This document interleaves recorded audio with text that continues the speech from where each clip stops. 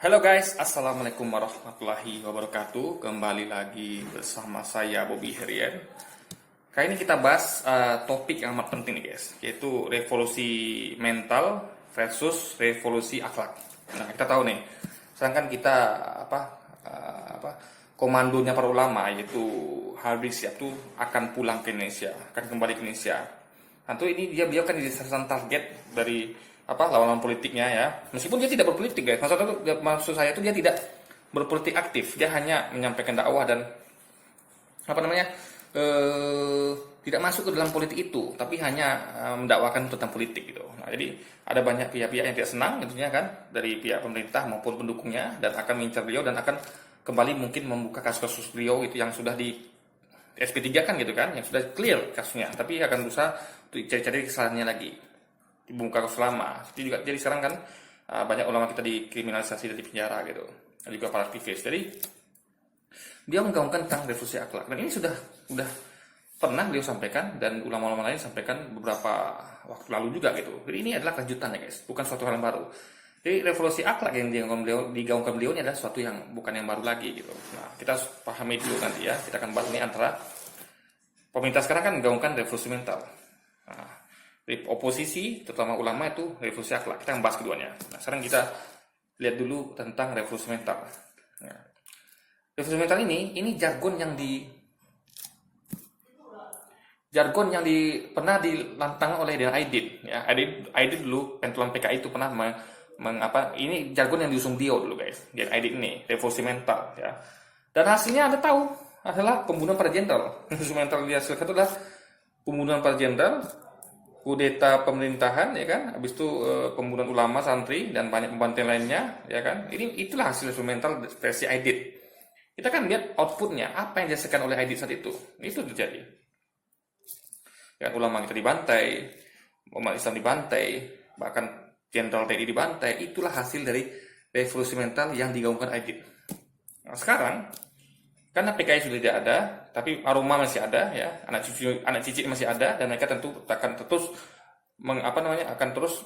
menyimpan dan diam-diam akan memakai ideologi komunis ini karena mereka kan punya terah gitu, punya darah yang memang dari kakek nenek mereka itu memang komunis gitu ideologinya. Itu akan terbawa ke dalam darah mereka sebagian tuh ya, mungkin juga semuanya juga kan. Karena dari orang tua tuh kan jatuh ke anaknya gitu, suka nggak suka, mau nggak mau. Kecuali kalau anaknya sudah tobat, sudah sadar kalau komunis ini sudah tidak berguna dan tidak mungkin dipraktikkan dan sangat berbahaya karena yang hanya akan menimbulkan pertumpahan darah. Karena memang komunis ini tidak bertuhan guys, dia tidak percaya ada Tuhan. Dia dengan gampang membunuh, membantai, itu dengan gampang dilakukan dia. Jadi komunis ini sudah seharusnya dilenyapkan ke bumi gitu kan, ideologi komunis ini. Dan memang praktiknya nggak pernah berhasil. Yang ada praktik itu hanya menimbulkan pertumpahan darah gitu. Nah, sekarang revolusi mental yang dipakai oleh rezim ini juga mengumumkan revolusi mental. Nah itu kita pada edit lagi gitu. Nah saya awal-awal ketika rezim ini menggaungkan termin revolusi mental, saya langsung ingat pada DNID tadi guys. Dan ini ada kemiripan gitu, ya kan? Nah, apalagi dahulu kan dipimpin oleh presiden kita adalah Soekarno. Nah itu kan dari sekarang ini kan dipimpin oleh anaknya yaitu Megawati. Itu kan masih satu darah. Ini mungkin masih satu pemikiran. Dahulu Soekarno tuh mau menggabungkan antara nasionalis, komunis dan agama di Nasakom. Nah, bisa jadi anak juga seperti itu. Dengan gampang nanti akan membiarkan komunis tumbuh gitu. Karena dulu ayahandanya yaitu Soekarno juga seperti itu. Bukan cuma membiarkan tumbuh, tapi malah hendak menggabungkannya guys. Itu sangat berbahaya dan itu menimbulkan pertumpahan darah di Indonesia. Nasakom itu gitu. Nah, sekarang itu nggak boleh dibiarkan lagi. Makanya anak-anaknya ya tirulah anaknya yang satu itu guys, yang memang menolak komunis. Itu keren sekali. Saya lupa Ramawati ya. Ramawati itu keren sekali ibu itu. Satu anak Soekarno yang menolak komunis gitu. Yang lain tuh masih membiarkan. Saya perhatikan ya. Baik Puan, baik Megawati, baik atau lagi Sukmawati itu masih membiarkan, masih kesan acuh terhadap komunis. Tapi kalau Rahmawati itu keren sekali, dia menolak komunis terang-terangan. Jadi tinggal satu ada Soekarno yang memang betul-betul udah insaf, tobat, sadar tentang bahayanya komunis ini guys. Nah, itu saya apresiasi terhadap Ibu Rahmawati ya, Soekarno Putri. Nah,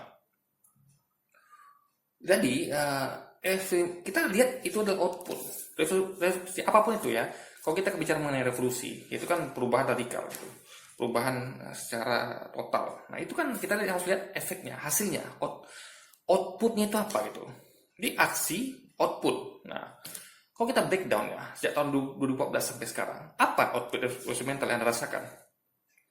Kalau saya rasakan ya jujur ya, itu hasilnya adalah mimpi yang tidak pernah jadi dan sepertinya tidak akan jadi kenyataan. Keburu ini rezim berakhir 2 periode, itu mimpi itu nggak kesampaian guys. Kita ingat, kita di awal-awal kita dikasih janji revolusi mental itu ya akan hasilkan nanti ekonomi tumbuh 9%, gitu kan, melonjak gitu kan. Faktanya udah 6 tahun ini malah 3% tapi minus nih guys. Resesi malah kan 2 bulan turut itu kita minus gitu kan, resesi malah. Jadi itu mimpi. Kita akan apa lagi ya? Kita akan mengurangi pengangguran. Faktanya pengangguran gimana? Saya aja sudah nganggur nih guys. Dan banyak lagi pekerja lain di rumah kan. Bahkan ini terjadi sebelum COVID juga gitu. Jadi COVID ini bukanlah suatu hal yang faktor sebelumnya kita udah parah juga ekonomi kita kan. Ekonomi kita cuma 4% gitu kan, 5% dan sebagainya macamnya. Lalu masalah penggunaan fisik, oke lah kita membangun fisik banyak, jalan tol segala macam. Tapi outputnya apa? Apakah ini bebas pada pertumbuhan ekonomi? Tidak. Orang kita malah stagnan, bahkan turun. Jadi kita perlukan tuh bukan Anda bangun kos-kosan 1000 biji, bangun jalan terus banyak-banyak, tapi hasilnya apa? Contoh, saya punya dana misalnya nih. Saya realistis nih, kalau saya bangun misalnya bandara lah ya. Tapi saya lihat ini memang tempatnya kok di situ gitu kan. Jadi ini oke lah, megah, bandaranya keren, tempatnya bagus, luas, tapi ini nggak bakal dipakai sekarang gitu. Dan jangka panjang pun susah dipakai. Nah, lalu saya bangun dengan uang 1 triliun. Nah, tapi hasilnya nggak ada. Itu bandara sepi, mangkrak gitu. Nggak ada make. Yang make pun sedikit. Karena tempatnya jauh gitu kan. Tapi kalau saya bangun, uang cukup dengan dana 100 miliar, saya bangun tempat lain itu kapal Roro, ya kan. Saya lihat tempat yang merame penyeberangannya, tapi kekurangan kapal Roro. Saya bangun dengan 100 miliar, saya bikin 5 Roro. Nah itu bermanfaat langsung saat itu juga. Rakyat bisa mengimpor barang pulang balik dengan cepat, dan itu sangat berguna sekali saat itu juga gitu. Dan tentu ke depan akan lebih berguna lagi. Nah itu langsung outputnya nampak gitu guys. Nah ini sama kayak contoh gini, di tempat kota saya nih ada hotel ya. Saya ngomong hotel nih, hotel yang bagus saja bangun di tengah kota, sehingga akan cash flow-nya kencang. Karena orang memang kota itu kan memang puas bisnis, dan tempat itu memang ramai. Ada satu hotel ya guys, bangun di tempat agak keluar kota sedikit, dan itu sepi banget. Pan hotelnya, saya nggak perlu sebut nama hotel ya, karena saya memang partisip perhotelan ya, meskipun sekarang nganggur. Itu hotel paling megah guys. Memang paling megah, setahu saya paling luas, fasilitas paling lengkap, bahkan ada waterpark segala macamnya, tapi sepi. Yang meeting siapa? Hanya orang-orang tertentu yang kayak ada acara kayak besar-besaran kayak partai yang bikin hajatan besar. Sisanya nggak ada guys, sepi gitu. Nah bahkan jadi karyawan itu dari awal beli sekarang tuh memang sepi gitu. Jadi very segmented gitu, terbatas, dan itu cash flow-nya nggak sebagus hotel lain yang di tengah kota. Nah, padahal biaya penggunaan gede besar, luasnya besar, modal besar, tapi hasilnya, nah itu namanya mimpi guys. Jadi ini membangun mimpi yang tak pernah jadi kenyataan, itu yang kita sesalkan. Nah kita mau tuh kan ekonomi itu dibangun dengan output yang segera dan berdampak langsung, dan tinggal ditingkatkan lagi daripada bermimpi hilang ngomong kosong ya kan. Faktanya ekonomi malah memanas, malah melambat gitu. Jadi kita kecil-kecilan tapi banyak dan cepat gitu pergerakannya guys. Langsung terpakai saat itu dan langsung berkembang cepat gitu. Itulah pembangunan ekonomi kita inginkan. Bukan seperti sekarang yang terlalu banyak mimpi, kata ekonomi 9% dan semacamnya, faktanya nihil. Pengangguran banyak gitu kan, kesulitan ekonomi gitu. Bahkan banyak yang mencuri karena mau butuh makan. Bahkan sekarang saya perhatikan ya guys, jujur, dulu saya nggak lihat banyak orang itu jualan loh. Sekarang ini ya di komplek perumahan itu ya, saya perhatikan ya, ada aja orang tuh entah pakai gerobak dia, entah pakai motor. Itu biasanya pernah saya lihat guys. Orang biasanya tuh di komplek perumahan itu ya, saya pantau nih, mereka biasanya ada kerjaan. Jadi mereka tuh sekarang tuh apa aja bisa jual aja guys. Mereka pakai gerobak jual ikan, gerobak jual sayur. Jadi yang dahulu tuh nggak ada, sekarang ada gitu.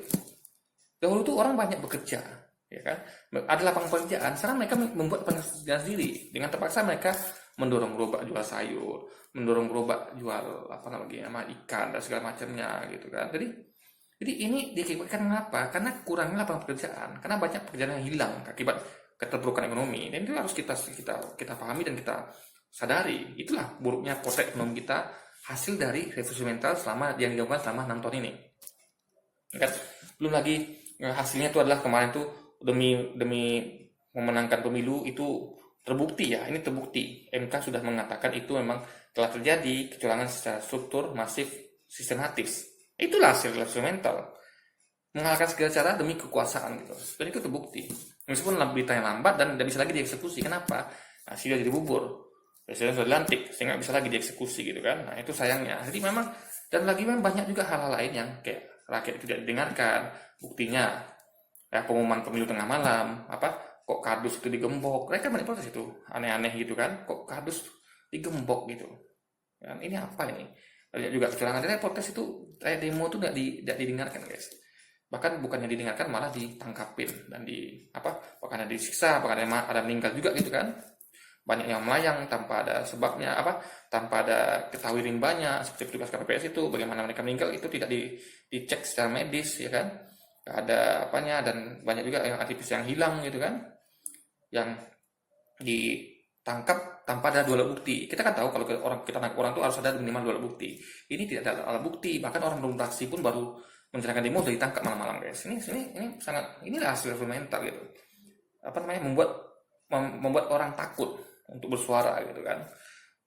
Udah banyak orang ditangkap dan di persekusi, di penjara tanpa alat bukti yang cukup gitu, dijemput tengah malam pula gitu kan. Ini sangat mengerikan sekali. Ini teror yang sangat meneror rakyat tentunya. Rakyat tentu yang bersuara itu akan takut dan akan terbungkam dengan sendirinya, kecuali orang-orang yang punya nyali tentunya kan. Dan itu sudah dibuktikan oleh beberapa ulama kita yang memang punya nyali dan nggak peduli dengan keselamatannya, asal demi membela agama, bangsa dan negara, dan membela agar kita tidak jatuh ke dalam pemerintahan yang ditato ya kan? Seperti disampaikan kajian oleh kayak Fahri Hamzah, Fadlizon dan sebagainya gitu kan. Banyak yang pakar kita mengatakan kita ini sudah menuju ke era diktator gitu. Ini sangat berbahaya. Maka itu para ulama, para tokoh-tokoh politik, dan bahkan dari mantan Panglima ABRI ya, dan juga tokoh-tokoh cendekiawan muslim dari mama segala macam itu masih sampai ke bawah, itu memperjuangkan agar negeri ini tidak menjadi negeri diktator nantinya guys. Maka kita lagi berjuang bersama ini, bagaimana kita terus bersuara ya kan, meskipun resikonya itu ditangkap kan, di penjara, diadili tanpa adanya hukum gitu, memakai hukum rimba gitu guys. Nah, jadi itulah hasil dari revolusi mental ya kan. Korupsi, kita lihat bagaimana adanya kasus Jiwasraya, kasusnya Asabri, apalagi kemarin tuh Beni Cokro, banyak kasus di negeri ini guys ya kan. Intinya adalah revolusi mental ini outputnya jelek banget gitu. Mental kita bukan jadi mental bangsa yang besar, mental yang punya kedaulatan, bahkan kita kita nih udah menjadi bangsa yang sudah tidak punya apa lagi namanya guys gitu ya kan. Utang kita udah bertumpuk gitu kan, kita dikenal sebagai negeri yang royal hutang gitu kan, royal berhutang. Kita itu membayar bunga tinggi demi mendapatkan hutang, sementara negara tetangga Jepang dan lain itu cerdas, mereka berhutang dengan bunga sekecil-kecilnya, kita malah menawarkan bunga yang tinggi guys. Ini kan akan membawa sengsara negeri ini ke depannya, karena semakin tinggi bunga ya, kita akan makin susah untuk membayarnya, karena yang kita bayarkan bukan hanya pokok tapi juga bunganya juga gitu. Ini sangat menyedihkan sekali.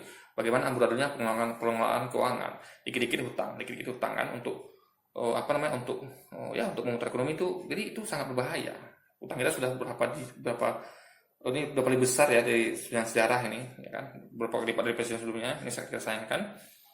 Ini ada revolusi mental itu, dan juga kita lihat sekarang banyak anak muda sekarang ini ya, akhlaknya jelek guys. Ada pelakor, ada apa lagi? Ada tukang zina, LGBT ya kan, maksiat material negeri ini guys ya. Kenapa? Karena dakwah dihalang-halangi, ulama kita dakwah dihalang-halangi gitu ya kan ya.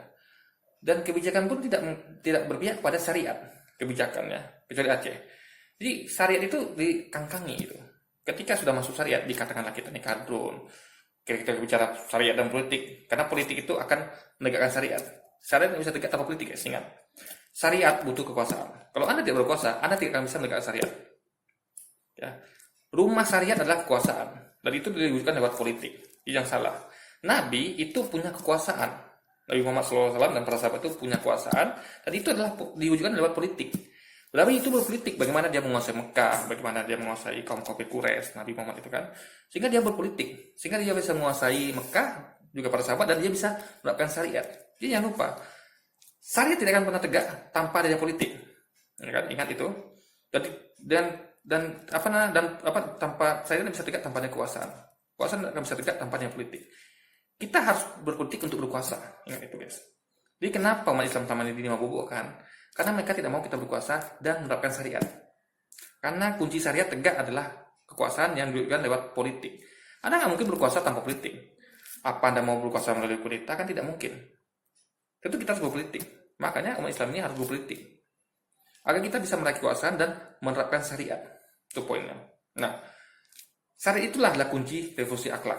Nah, sekarang setelah kita bahas tentang revolusi mental, ya, ini memang dibahas kemarin ya, saya sempat tengok judulnya di topik debat di TV One itu panas gitu kan. Tapi saya belum nonton, guys, mohon maaf.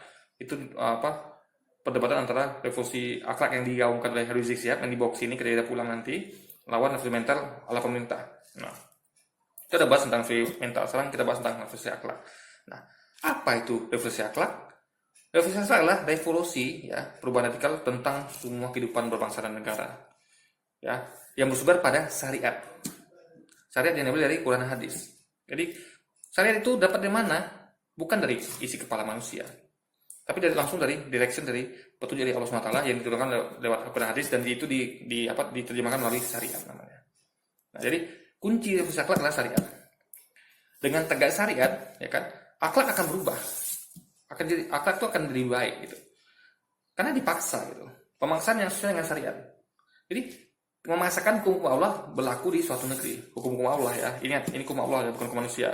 Jadi kalau kita memaksakan hukum Allah, itu namanya kewajiban. Karena Allah yang menciptakan kita, dia membuat hukum. Maka nggak ada cerita untuk tidak mewajibkan hukum Allah. Karena kita semua penciptaan Allah. Anda memakai hukum sendiri. Anda berani tidak memakai hukum Allah?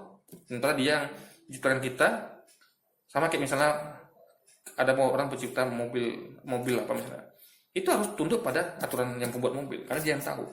Lalu Anda pakai sembarangan, Anda pakai olinya ini, ban ini, kan itu kan kacau kan. Nah, itu baru ngomong tentang mobil. Ini mengenai Tuhan semesta alam, itu Allah. Bagaimana Anda bisa berani kurang ajar tidak memakai hukum-hukumnya, dan malah memakai hukum buatan Anda sendiri yang terbukti kerusakannya sangat besar sekarang ini, guys. Ya, itulah yang dinamakan eksperimental. Revolusi akhlak itu akan berujung pada syariat.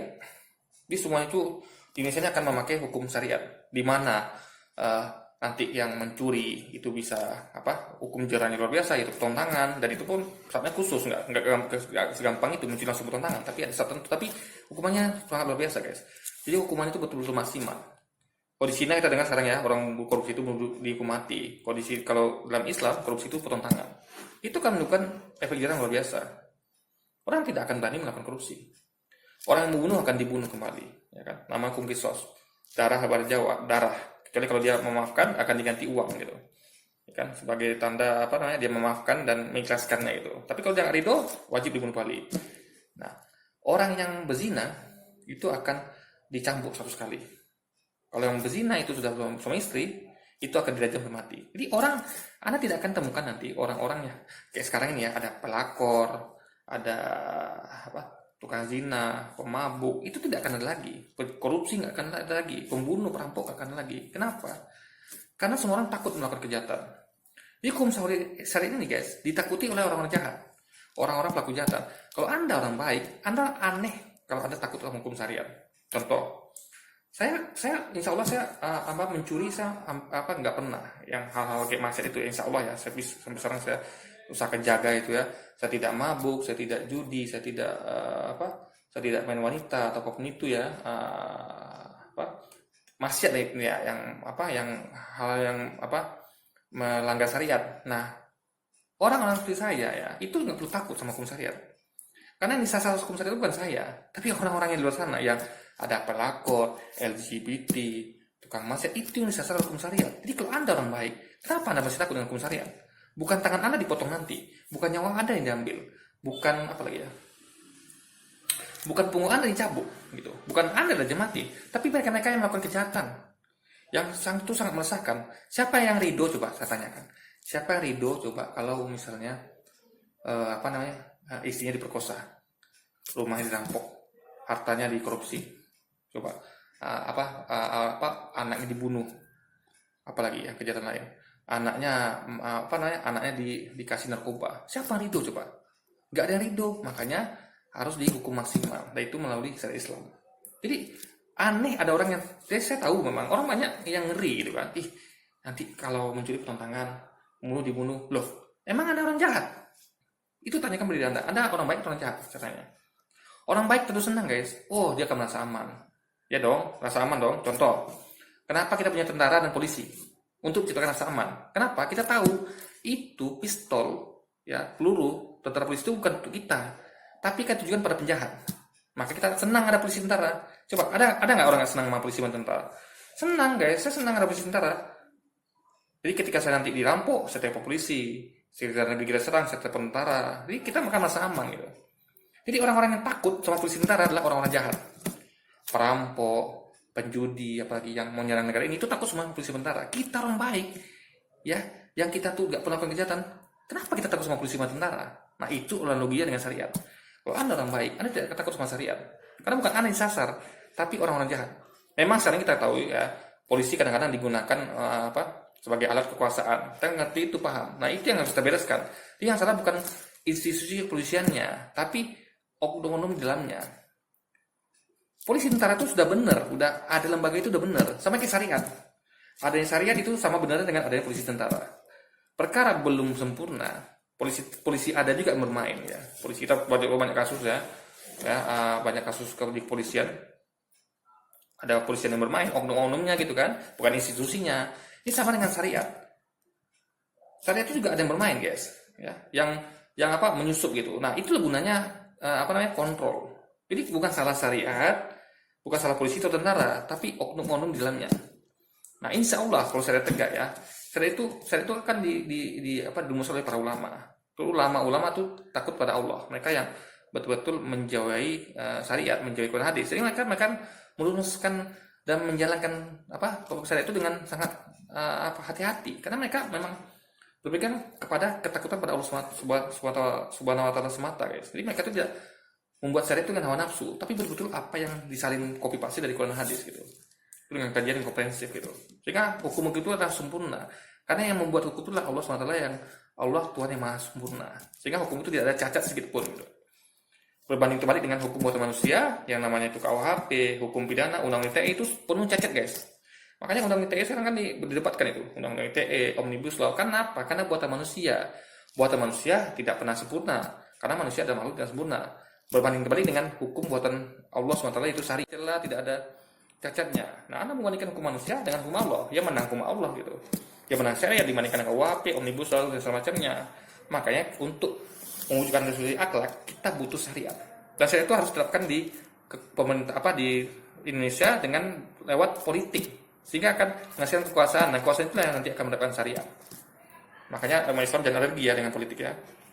Semuanya kita harus berpolitik, pilih pemimpin amanah yang akan menegakkan syariat nantinya ke depannya, sehingga terwujudnya revolusi akhlak. Sehingga tidak akan ada lagi korupsi, tidak akan ada lagi pembangunan sia-sia.